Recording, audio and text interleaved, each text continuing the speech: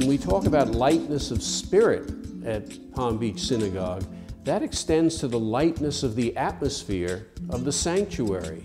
It's not heavy, it's not burdensome, it's airy and welcoming. The pews are the earth, and the ark and the ceiling is heaven.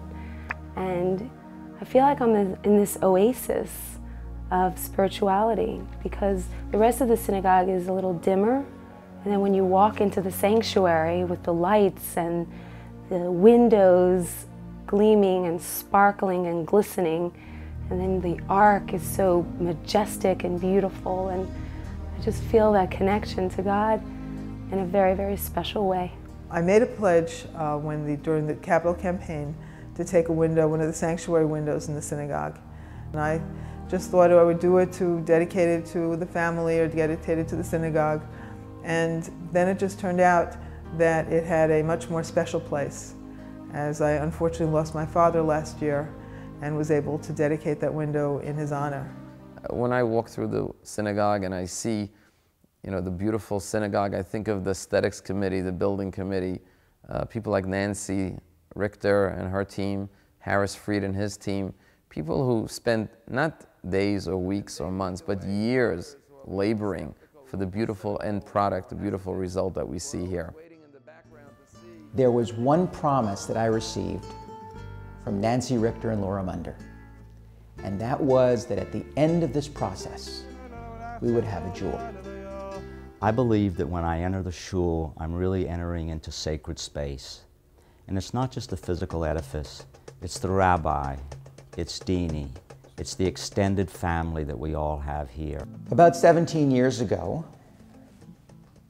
there were basically two families, ours and the Kashiks, along with a number of other wonderful people from Palm Beach.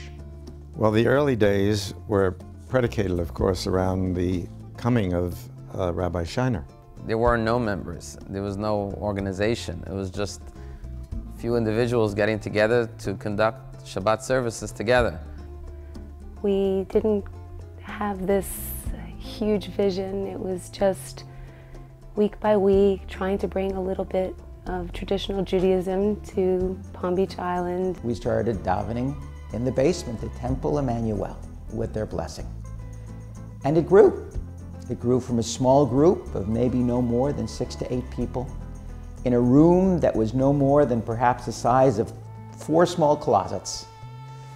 People volunteering to read Torah, to daven, put it all together.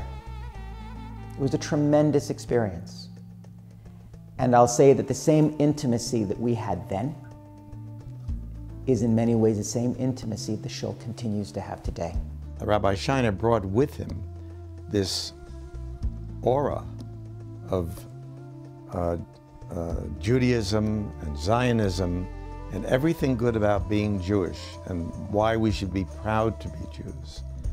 Brought this to the town of Palm Beach, which we've lived in for 47 years and which had a very checkered history in terms of its relationship with the Jewish community. In 1979, when we first bought a condominium apartment here, there was a terrific void for anybody with children aged 5 to 14, which were the ages of our 4 children, when it came to Jewish education or any type of Jewish connection here in Palm Beach. There were no Sunday schools or Hebrew schools. In order for Judaism to be exciting, in order for it to be fresh and viable, it can't just be by rote.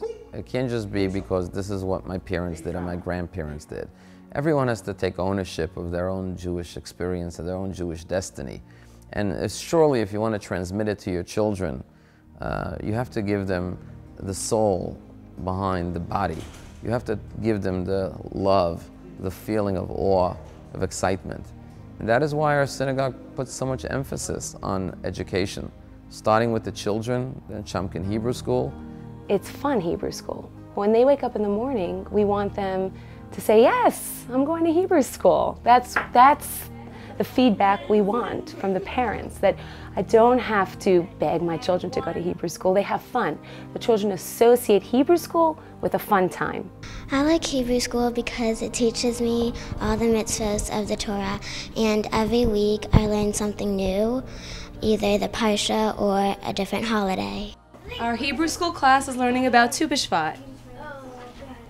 My favorite part of Hebrew school is learning about Tu B'Shvat. Learning the Hebrew letters. Is writing them. The Torah Parsha. My favorite thing about Hebrew school is that we have the best teacher. Aww, that's so sweet. My favorite part is the activities. Say Happy Hanukkah. Happy Hanukkah. Happy Hanukkah. Happy Hanukkah. Happy Hanukkah! Happy Hanukkah! Gonna shine invincible, no longer be divisible. Born through the struggle, keep on moving through all this hustle. Head up, head down through all of the bustle. New York City wanna flex your muscle. Look so down, look so puzzled. Huddle around your fire through all the rubble. Bound to stumble and fall, but my strength comes out from man at all. Bound to stumble and fall. Hanukkah, what did we give the bubbies and zadies at Traditions? We gave them chocolate gelt, and we sang what kind of songs? Hanukkah songs. Now that Tu B'Shvat is coming, the new year for trees, we're going to give them plants. Yes. In what way is it our mitzvah project? We want to make them happy. Everyone say, who is rich? One who is? Happy. So we are going to make these elderly people rich because we are going to make them happy. We love Hebrew school. One of the beautiful things is to watch the children grow up. The children who came here with their parents and their baby strollers are now off on college campuses. And it was like raising a child. Every stage is exciting, but we wanted to make sure we were there for them at every stage. And when they became bar and bat mitzvah, we created the Maimonides Leadership Institute. And all of this, of course, was through the generosity of our members, the Jaffes who instituted the Maimonides Leadership Institute. Jean felt that up until bar and bat mitzvah time, there wasn't much that they actually learned except the Hebrew and reading of the Haftorah, but he felt that there was so much more to learn. That was what started the program. When you're in high school and when you go to a public high school and when you're surrounded by people who aren't necessarily Jewish and maybe don't share your values, you have a lot of conflicting ideas around you. And Maimonides is a way to be able to explore those ideas and to realize those differences and maybe realize where you stand and what your opinions are about your heritage, about your culture, and about your religion. Attending Maimonides every Sunday is probably next to the only thing that lets me say, I'm proud to be Jewish. Mr. Langfen, of course, founded the William Langfen Teen Advocacy Program so that our teens are prepared when they hit the college campuses to speak eloquently and effectively on behalf of the State of Israel.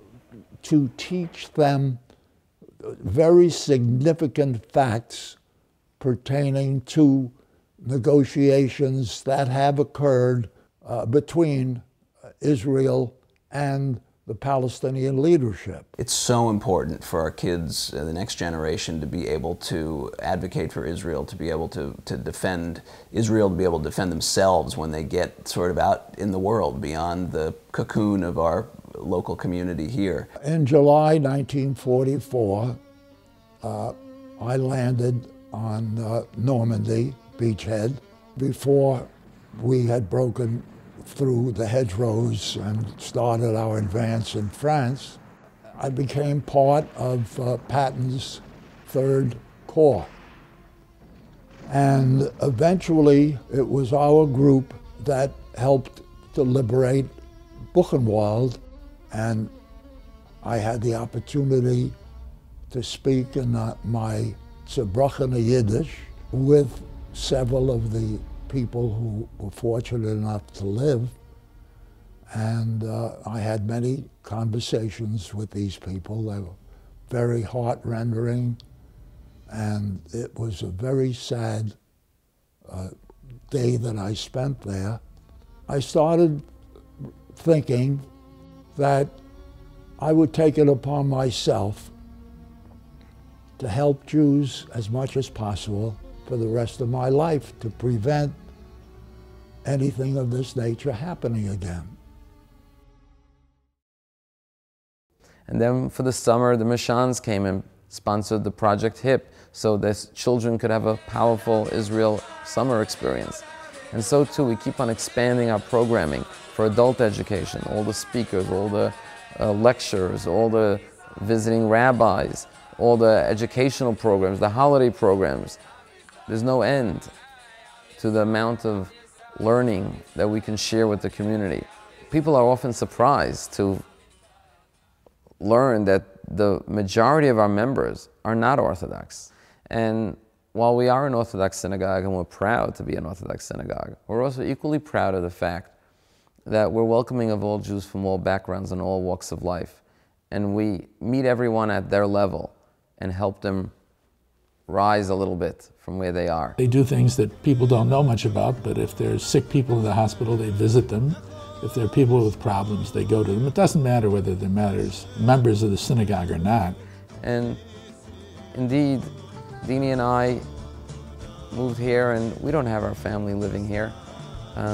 So we too look to the community as our extended family. I do believe that for us, it's imperative to live close to a community, and we're so blessed that we found a unique community where we built so many relationships with people that today feel like they're my family. I think that when people come here for the first time, they're amazed that everybody wants to say hi and how are you and where you're from, and you know, is this your first time or have you been here before?